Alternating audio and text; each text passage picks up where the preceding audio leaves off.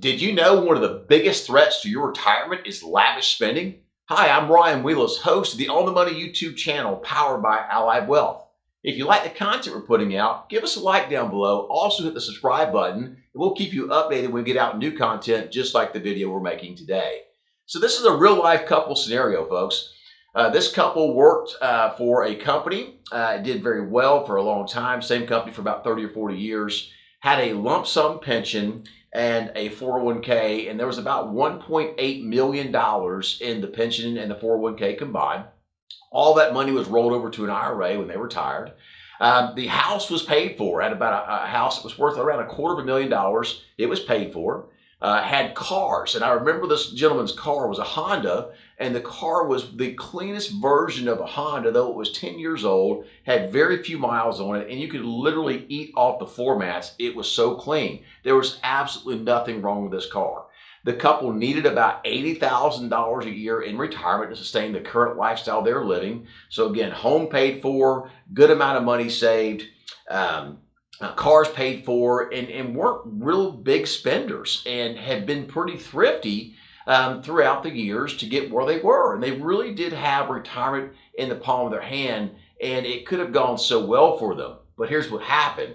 The first thing that happened is they started running with another couple who spent a lot of time traveling. And these folks had all the toys and really seemed to be pretty well-to-do and rich. And guess what, folks? They weren't. They were spending every single dollar they had to maintain this on-the-road lifestyle with all these toys and trailers and 4x4s and side-by-sides and all this kind of stuff. And the people that we're talking about in this video kind of followed them down that path. And so what happened? Well, this couple retired, right, at 60 years of age, and I get a phone call probably 60, 70 days into retirement, and the phone call went like this: hey, I need $200,000 out of my retirement accounts. And I'm like, well, that's a big number. Are you aware that all those dollars are taxable? And why do you need this money? That's a big expenditure. Well, it turns out this gentleman had gone out and bought himself a brand new truck, a really big Ford F-350 truck. And he went and bought the biggest travel trailer he could to tow behind this truck, and wanted to use IRA funds to pay for this truck. Now, he had a cash reserve that he didn't want to touch because he didn't want to mess with the cash reserve, but he wanted all this money to come out of his IRA. Well, folks, he had to pay tax on that distribution, all right? And so what ultimately happened is he had to take out way more money than the $200,000 he needed to fund the purchases. And that caused him to take out a lot of money out of his IRA very quickly in the front years of retirement, all right? So that dropped him down to about 1.6, actually a little bit less than that, about 1.525 million bucks, all right? So that distribution with his current income from his job that year, the distribution, it wound up costing him about $75,000 in total tax, which was a lot of money to pay between all their income they had that year, all right? So the next thing that happens is they get the toys, get the big truck and the other and the travel trailer, and the next thing that happens is the wife, whose car was just as immaculate as the husband's. Yes, it was 10 years old, had low miles, nothing wrong with it, paid for. She decided that she wanted herself a brand new Toyota Sequoia. So guess what she does? They go down to the dealership and they use their cash reserve this time to buy this brand new Toyota Sequoia. So now we're down to about $1.425 billion, all right? Still need $80,000 a year in income, and we're both 60 years of age, so we're not taking Social Security income yet. So our portfolio is having to produce all of our income, all right? So fast forward, all right? So we'll keep going here. The next thing that we started doing with them is they had their home paid for, all right? Completely paid for house. Yes, it was an older home, it wasn't new. And they decided they wanted to go out and buy a newer home. No problem, all right? Except this time they were going to finance the home and get a mortgage.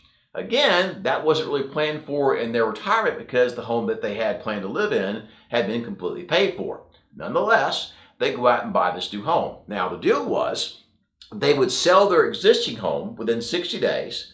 They would take the money for the new home out of the IRA, use the money from out of the IRA for the down payment, 20% down payment of the new house, and then put that money back in the IRA within 60 days, so it counted as a 60-day rollover and became a non-taxable event. Well, guess what happened? The house did not sell and sat on the market for quite some time because they had to make all these repairs to it and all these things to fix all the expenditures to fix the house up.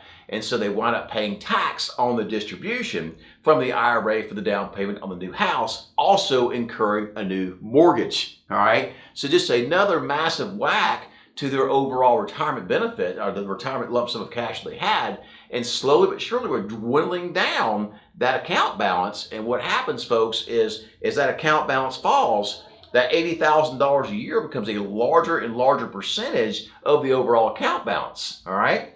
Next thing, lavish vacations. Remember, we bought the toys, we got to go use them. So they started going all over the place, burning gas like crazy. Then they would fly their kids out to come join them. And they were spending a ton of money on the road, going to all these parks and that sort of thing, on these lavish vacations, folks. And there's nothing wrong with vacationing, but to take these kind of hits that early in the front years of retirement can be very, very, very critical to the long-term probability of success of your overall retirement plan.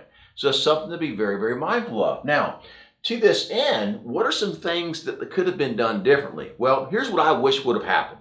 I can't control what people do with their money. I can only advise whether it's a good decision or not, and ultimately they have to decide if it's for them or not, all right? Because at the end of the day, I'm an advisor. It's not my money, it's your money, right? I'll give you the advice, but you have to take with my advice and utilize it to the best of what you want to do. Now, what I wish would have occurred is said, hey, I've actually been thinking about what I want to do in retirement. And I've been thinking about getting a travel trailer and a big truck to tow it around. Hey, that's awesome. I think that's a great idea. But why don't we do this? Let's work 2 more years before we retire and pay for those things using our current income, all right? And get those things paid off so that we go into retirement. It's not a problem. Oh, on the lavish vacation stuff, let's build up a little bit larger vacation fund, because in the front years, in our go-go years, we'll spend more money up front in the front years for vacations, and then we'll still have our $1.8-ish million to provide that $80,000 a year grown for inflation income we need for the rest of our lives, all right? And that would have been just changed everything dramatically, folks, had they done that. But they didn't. They made a lot of mistakes in the back end. All the planning work we had done didn't include these expensive toys. It didn't include a new, larger home, and it did include some vacations, but it was vacations for them two, not the entire kids and family. Another example is this couple took their entire family on a cruise to Hawaii for like 2 weeks, and then they stayed on the island for another week together, all right? So that's really expensive to do. And when you retire, you're working with a finite amount of resources, all right? And that finite amount of resources has to last you anywhere from 30 to 40 years, all right? And you've got no paycheck coming in, so you can't run out of money and income in that process. And if you start spending like this, it can really, really blow up your retirement plan and put you in a situation to where you lose your financial peace of mind and security, which is ultimately what happened to this great couple. The next thing, expensive gifts. And I will never forget this. The expensive gifts came in the form of helping the kids out, all right? And it wasn't just helping the kids out in some cases, but the grandkids. Like if they did something for one kid, they had to spend the exact same amount of money for the other kid. And they had 4 kids, because if one kid got money from mom and dad, what would happen is the other kid would tell everybody else, the other 3 kids, about it, because they knew that mom and dad would feel bad, and all 4 kids would get the same amount of money spent on them too. Well, if that's $2,500 for whatever mom and dad are spending money on, and there's 4 kids, that's $10,000 that's gone. Well, keep in mind, these folks are trying to spend $80,000 a year in income, yet they're giving $10,000 lump sums to their kids for gifts because they got to treat all the kids fairly. And let's not even begin to talk about the grandkids as well, because the grandkids had to get treated fairly as well. So, folks, it was a situation to where the gifts, not necessarily expensive, they became very, very expensive, all right? Another one. Regular cash gifts to family.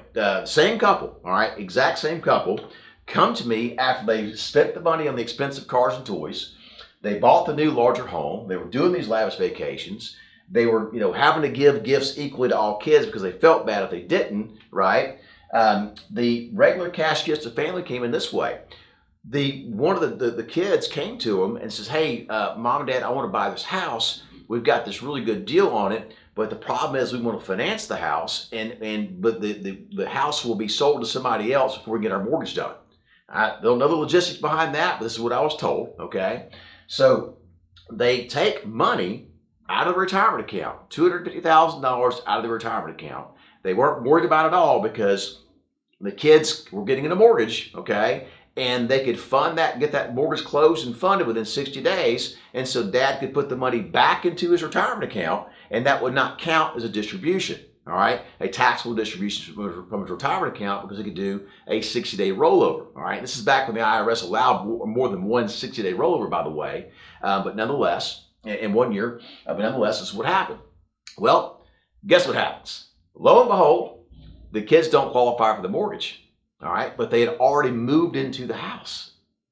So mom and dad were like, well, what do we do? Well, they're going to get this money anyway when we die, so we're just going to go ahead and give it to them now, all right? So by the time this was over, said and done with, folks, this is in the first 3 years of retirement, all this happened.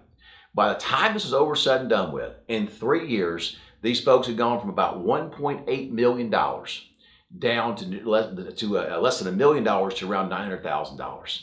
They literally spent half their life savings in about 3 years, all right? Now, folks, we do this channel to help stuff like this not happen to you, all right? And now, think about this. They only needed $80,000 a year in distributions from the retirement accounts, okay?